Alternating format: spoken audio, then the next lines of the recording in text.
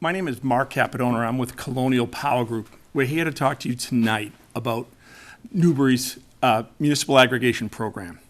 So there's going to be a bunch of information, some very good, some not so good. But and the reason is that we're a little early in the process to be getting together, but we're never early. It's just we could be a little bit down the road. So municipal aggregation, what does it actually mean to the consumer?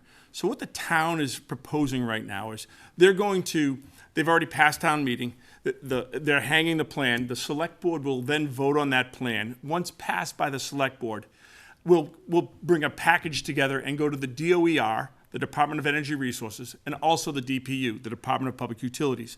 The DOER is a short little step, it's a 15-minute call, it's just a consultation, just to make sure that all the points of the plan are correct. And the plan is what's being hung on the website right now. That plan simply addresses all the statutory requirements that the town must meet in order to do an aggregation. So we've done this for about 100 other communities in Massachusetts. We know that the plan meets the statutory requirements. So we know that at the DOER we'll be just fine. The DOER, a 15-minute phone call, about a week later we'll get a letter from them, and then we'll file a full plan with the Department of Public Utilities. This is the bad news. So the Department of Public Utilities review process is currently at around 36 months.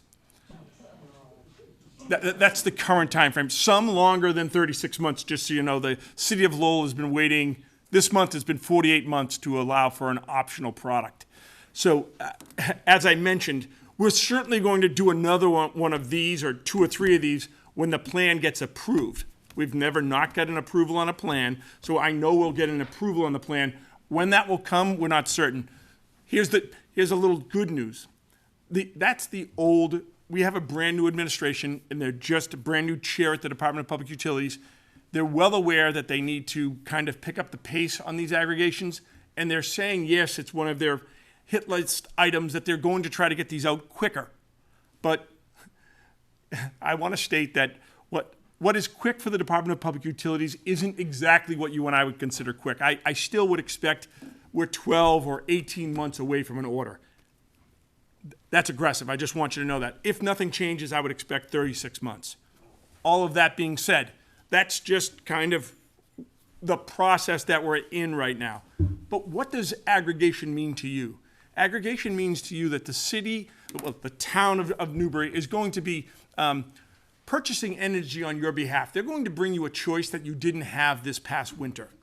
It's an opt-out aggregation. That's the hot button item, meaning if you don't do anything, you're going to be included in this program. You always retain your ability to choose. But the way energy works, we need to have what we call a load profile, how many customers are going to be in this, what I'll call buying op, right? So we'll know this many customers. All the suppliers that bid on this already know, hey, we're going to have 5 to 8% of the people opt out, so they can give you a very accurate price for your load profile. When you're using electricity, what type of users you have, so forth. So in that scenario, before the program starts, everyone's going to receive a mailing. I'm going to use some just roundabout numbers right now. Please don't write these numbers down as market or anything. It's not. And we still need to wait all of that time before we can get out to market. But let's just say currently the basic service price is $14, town received a price of $12, and you'd receive a mailing before the program started next month, I'll say. So right now, a mailing would go out, you'd have a choice in front of you. Do you want to participate or not? If you don't do anything, you take that and you throw it in the trash. I'm not interested in this. You've now made a choice that you're going to be in the program, and you'd be moved to that lower 12-cent rate. What does that mean? The next month you saw your bill, you're upset, you're going to call Colonial, go on the website, call whoever the winning supplier is, and get out of the program. No harm, no foul, not a problem. 3 months later, you say to yourself, wow, I wish I'd stayed in. Now the winter rates are out, and the rate's 20 cents for National Grid. You can automatically get right back in on your next meter read, no problem. There's no fee, there's no penalty. This is a town program. This is not third-party supply.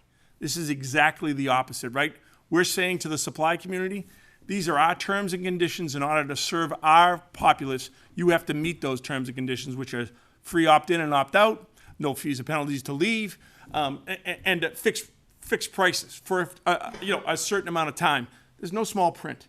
These are contracts, very, very different than you're going to see on third-party supply, meaning the town would sign something that would say 24 months. You'll know that that rate is fixed for the next 24 months. 12.1 cents or 12 cents for September of 23 right through September of 25. You use that rate anytime you want. Let's continue on that scenario. You got back into the program, and the following summer of 24, in May, National Grid's price comes down to, I said it was 10 cents. You say, hey, I have a built-in pool, I have a filter, air conditioning. I want to get that 10-cent price. You opt out of that program, get back into the basic service price, no problem. In the winter, the price, as we have big swings in winter, and you want to get back in the program, you can do that. So truly what the town is doing is bringing you a choice as long as you're paying attention. Again, if you do nothing, you'll be in the town program. That is the only issue here, but it's literally a choice. There's no fees, this current winter, I'm certain everyone here wishes they had a choice, but they didn't have a program. So what they've done is say, listen, we're gonna catch up, we're gonna get a program going. For you, if you're on a low income, a budget bill, a farm discount, any of those things, any of those issues, those are all utility issues that you're going to continue to get. They're all utility programs. All of that stays in place. You want to use Mass Save, you're still part of the program. All of that is here for your benefit. This is only the supply portion of your bill. And it's just going, the hope here is they can do one of three longer term rates, they're more stable, lower rates, and maybe there's a green option in here for anyone that's interested in a green option. Those are the kind of things that these programs can do. For you, do you need to do anything? You do not. So when I was sitting in your seat and that was posed to me, what happens when the power goes out? Who are you going to call? National Grid. Exactly. You have a problem, the power goes out, there's an issue with your meter. National Grid. This program addresses only the electron running through the wire. So if there's a problem on anything you normally would deal with your utility on, the bill or those things, it's still a call to National Grid. So this, if you want to get out of the program, that's different.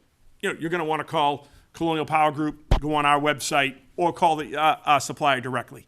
That will all be on the bill, though, so that you'll know exactly who to call, what to do, and so forth.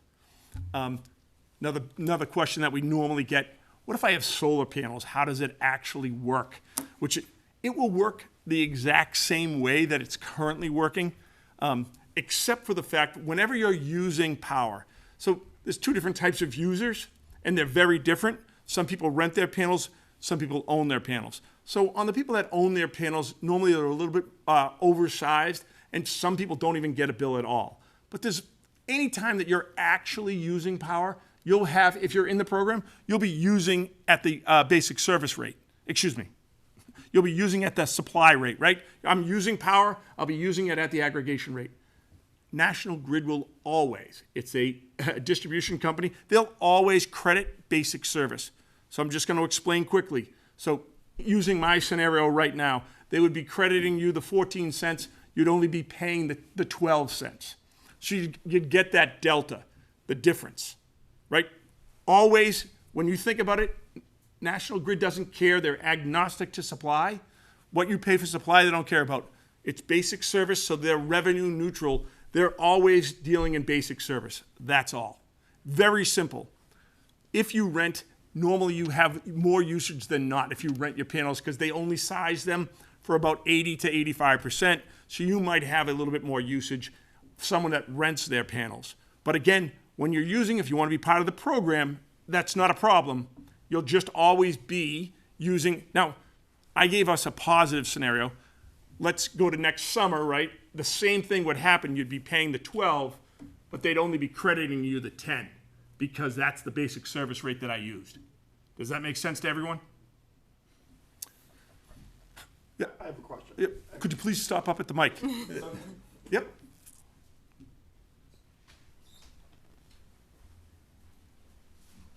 My name's Dana Packer, and I do have solar panels, and I own my solar panels, In my current contract, I don't store my own energy. I feed my power from my solar panels directly into the grid. And National Grid is my supplier, and they credit me in what we trade is we trade kilowatts. We're not talking money at all. I'm not sure I totally, you were talking like, 10 cents versus 12 cents versus, and maybe I'm wrong about how my contract actually works, but I believe, and I do create an overage more than my house uses. And so that overage is credited to National Grid in the summertime. And then in the wintertime, when I'm producing less energy, I get those kilowatts back until they're all used up. And then I become a user just like you were just talking about. Does that make sense? Is that what you just said? That's exactly what I said, but those kilowatts have a value. Okay. That value is how you get credited back and forth. It's a dollar value that is shown. Okay. Yep. So we're talking the same language. The exact same. What you just described is exactly the way the program is going to work, sir. Thank you. Please. I just want to follow up Yes. on what Dana said, because my name is Bill DeMel. I have solar panels as well, but what I don't use goes back into the grid. Yes. And periodically, there's an exchange of SRECs, I think they call them. And Different? I get a check deposited into my checking account. And you were still, so you're into SREC 1 or SREC 2. He built his under a program called SMART. He doesn't have any SRECs, but your program, there's value to those SRECs. For every megawatt you produce, Yeah. you get paid a certain fee. You'll continue to get that fee. Perfect, thank you. You're more than welcome. More questions. There has to be people with questions here. So the bad news I have for everyone here, I just want you to know is, I don't think, if I was going to bet, we're going to do this again when we get much closer to getting an order out of the department and maybe a decision has been made so that I will have all of the information that you care most about. What's the rate? What's the term? Who's the supplier? Those kind of things. We're a little bit early here tonight, but I know that people were asking for this, so I wanted to give, just a basic understanding of what aggregation is and what the town's trying to do on your behalf. Please. Hi, I'm Denise. I just wanted to add, Mark mentioned that everybody would get notified by mail when the program was going to launch. You'd get a mail, and if you did nothing, you would be automatically enrolled in the program. I just want to mention that list of mail, we get that list from the utility, and they give us the list, the name of basic service customers. So if you're on basic service, they'll give us your information. We will mail to you. Like Mark said, you'll get a letter. It'll list out the supplier, the products, the terms.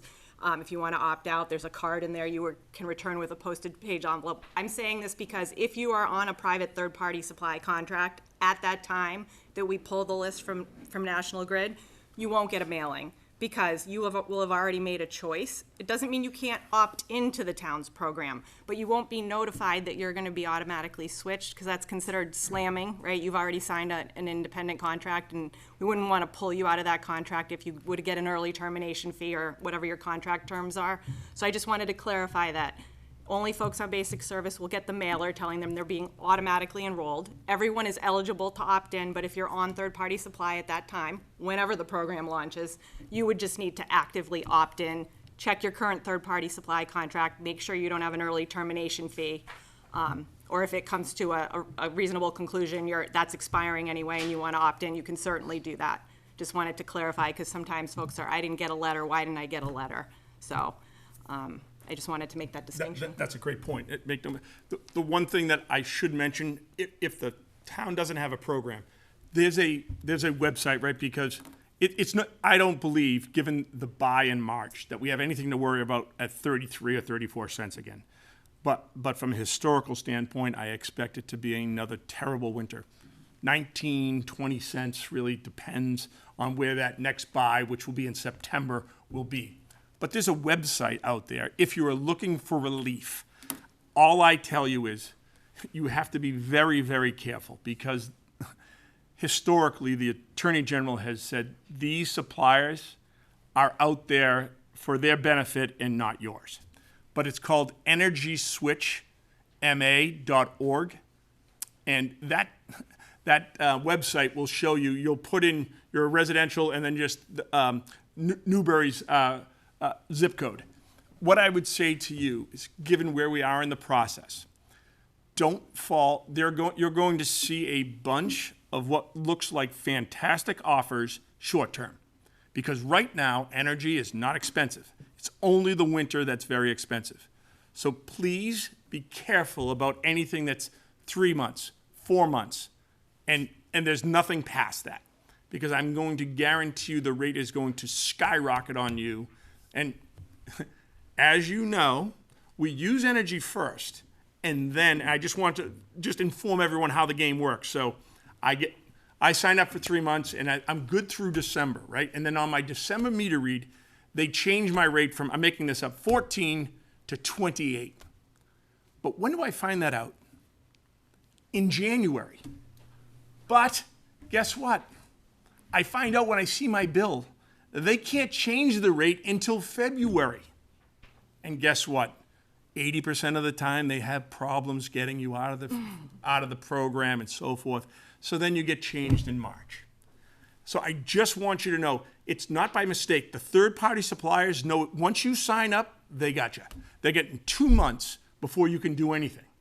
So I just want you to be aware. If you sign up for a 12-month term right now and you think it's a good rate, I don't have an issue with that. That's 12 months. You know what it is. Put it on your calendar and check the month before.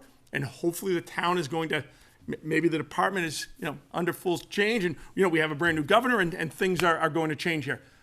But something short at this time, I see lots of what I'll call a teaser rate out there.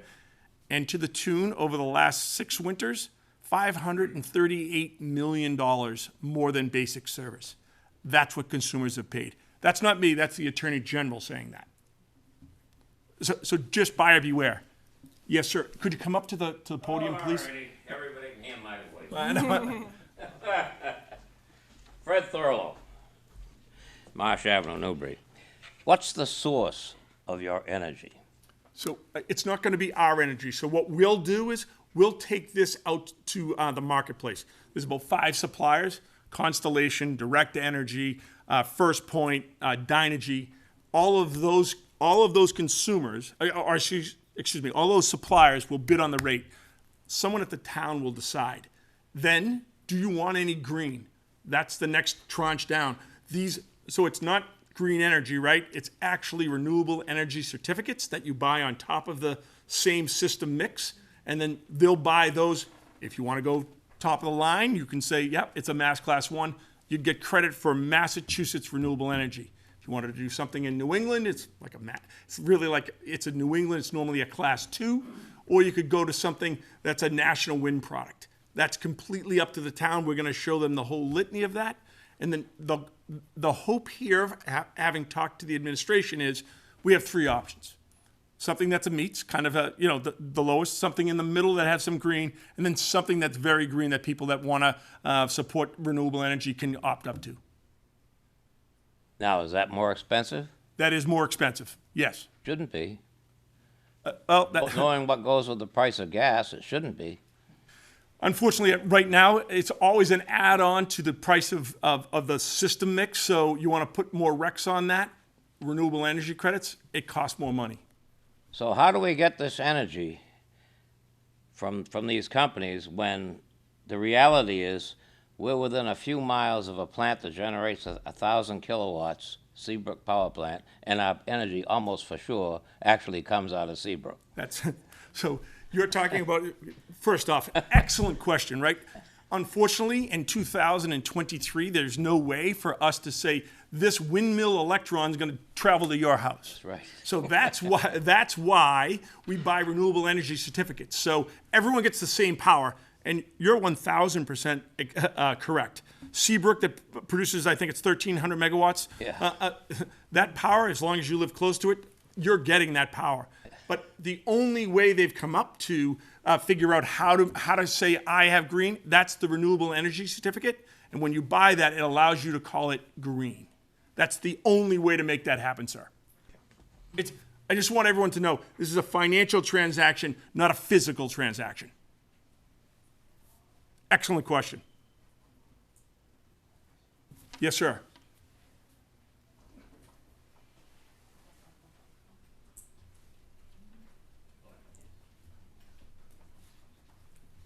Hi, my name is Dave O'Neill, Hi, Dave. and I'm one of those people that chase the rates, Awesome. okay? Sometimes you. I've won, sometimes I've lost. Yes. And the good part is I'm mostly ahead. I am ahead. For instance, last year when National Grid went to 33, 34, I signed up with Constellation at 17 cents, That's awesome. okay? For how long? A year and a half. Yep. However, with the $150 early termination fee. But I have already saved over $1,200. So I've factored that in, that if I were to switch over You're a winner. back to National Grid, Yep. $150 out of a $1,200-$1,300 gain, it's still my advantage. Completely agree. So what I've had trouble doing is chasing the rate. In fact, I've got a couple letters or phone calls, emails into the DPU asking them and asking National Grid, what is the next rate going to be back in November? Because I want to know, do I want to switch back to National Grid? Because they went down to 14 cents, I think. 14.1, I think it is right Yeah. now. Yeah. So I factored that 3 cents in, the 3 cents difference, saying I'm going to stick with them because what they did last winter, Yes. I mean, the electric bills last winter were just insane. Insane. Absolutely insane. Agreed. And I know my budget plan is gonna go crazy next year to make up for that difference prior to switching. So I've been trying to chase the rate. I've been trying to find out what is the rate going to be in November, December. I wanna get ahead of the curve. I Yes. can't get an answer. They don't I've gone to mass.gov. Yeah. So, I want, you know what I'm saying? I I wanna do. be an educated consumer. no, which makes perfect sense. And I just want you to pick up my card afterwards. But I'm going to explain what's going to happen. And if anyone falls asleep, I don't blame you. But this is energy. So there was a buy that they bought 50% of their needs. And that's out on the DPU file room. And unfortunately, and I'm hopeful that this will happen, that right now it's very opaque, the energy markets, especially ISO New England's electricity market. It's you can't go to the Bloomberg or anywhere else to find the price. You got to go to ICE and places like that to find what that price actually is on that day. We have access to that information. I can tell you, given the buy that I'm seeing right now and where the current market is, I'm guessing, and it was much higher than I expected last year. I expected 27, 28, came in at 33,891. I'm thinking to somewhere that the market will be for National Grid's basic service rate somewhere between 19 and 21, in that range. Yeah, so that rate won't be known until the middle of September. They don't go out for that. So they already bought 50% of their needs in March. They're gonna Okay. go back out for the remaining 50% of their needs second Wednesday in September. And then they're gonna ladder those purchases, and then they will file that rate with the Department of Public Utilities for stamp approval. And so we'll know that rate in the middle, second to third week of September. When do We you can- need to know? If you Like- call, we Well, can, I mean, yep. if they're going up to like 19 cents, I'll stick with what Yeah. I have. I'm just saying, if. I think you have a safe bet. Yeah. I'm just saying. Honestly, yes. But the other thing is when I do catch the rate, and then I go to change, it's not automatic on my next bill. I gotta wait 2, sometimes 3 months for that to change, and I'm like, right? It's like, Well, why isn't it automatic on my next bill? I guess that's my question. Well, and some of it is unscrupulous suppliers. So I'm going to tell you, when we run this, and we've run this for the city of Boston, we can get that every account switched, right? When everyone's paying attention and so forth. When you have 7,000 accounts that we're going to be moving back and forth, we're on the supplier. What's the benefit of the supplier changing when he's going to lose you back to basic service? There just isn't one. And I'm here to tell you, I'm in the business. I don't like the third-party supply. I tip my cap. You can save money, but you happen to be... Gotta pay attention. You're an educated Absolutely gotta consumer. pay attention. 100%. And when you don't, and I'm guilty myself in the business, I'll pull up my bill, and I'm part of an aggregation. If something happens, I'm like, what did my son do? You put the air conditioning down too low, the heat too high. You know what I'm saying? I do it's know what something you're that, you know what I mean? I've run into that before. No, but I mean, that's when I see it on my bill, and then it's too late, right? So if they jack the rate up, you've now missed the cycle, as I was saying earlier. You go to do it the next cycle, and I've had the same problem because I used to chase rates. Okay. Oh, they didn't get me. They didn't get me in on the next meter read.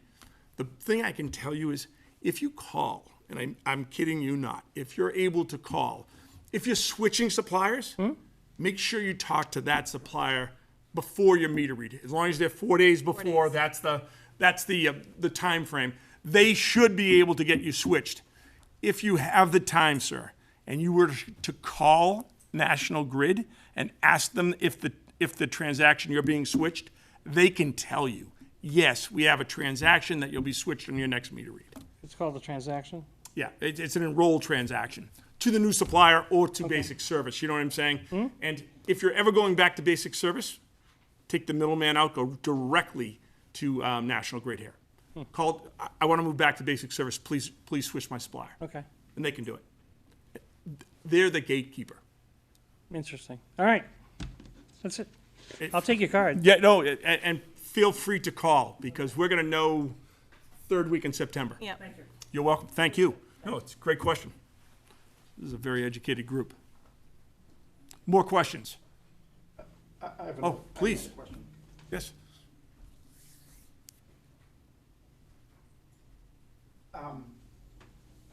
And this would be, I'm Dana Packer, and it would make sense to me that once the town does go aggregate, if that's the correct term, that someone who's in a third-party supply situation, and they may have a 12-month contract or an 18-month contract, it seems to me like the law, the state law, to me, it would be like one of those change of life things when you need to change your health insurance or change your life insurance or whatever. It would make sense to me that the law would allow you to opt into the aggregate plan without having to pay any penalties. That doesn't make sense to me that The law doesn't allow it, but we can make a phone call on your behalf. Normally, I know the correct buzzwords. I would call on any one of the people in Newbury here. If you wanted to get out of it, they normally will. That's not a problem, so forth.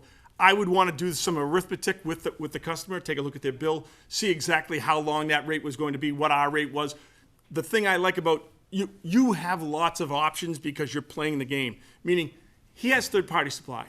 He has basic service, and he's going to have the town aggregate. He can use any one of these at any time. Because there's no fee or penalty, there's no fee or penalty on either one of these two, basic service or the town program. So you can come back and forth to those programs. And when lightning strikes, and it happens, make no mistake, the market moves all the time. You can take advantage of that. But I will tell you, I've made numerous calls on behalf of customers that might be in a bad contract, and normally we can get them out of the contract without a fee or penalty. Thank you. You're welcome. And what would be ideal is if we could, if the town could mail directly to those folks on third-party supply and let them know this option is available. The town is now approved for an aggregation and they're launching a program. Unfortunately, the way the DPU is right now, there's an order out there, we're not allowed to, that you can't get those addresses from the utility. If you've made a decision, they won't hand you that list and say, go ahead and mail. So we just need to make sure information's up on the town's website and gets out through social media so folks know that the option is there if they do want to come over from a third-party contract. I want to expand Denise, excellent point. Yeah. So you would not receive the mailing, but we honestly believe that this is a town program and everyone in town should hear about the program. This is a town program. We would not be enrolling you, but we could at least be notifying you so that you had the information and you could make an educated decision. You happen to pay taxes in this town and it's a town program, you should be notified. Unfortunately, the Department of Public Utilities feels different. They feel like it's actually a supplier. The supplier shouldn't be able to notify you about being in this program. I feel very differently, and we're fighting with the department. Brand new administration again. We hope we'll be able to crack that down the road. But currently, we would not be able to notify you. It certainly would be on our website and it would certainly be on the town's website, but it would be up to you to come find that. That's just like mass.gov. Yep, Yep. that's exactly correct. And if you ever go on another town that has an aggregation, right up the top, basic service, then the town's aggregate is right there. More questions?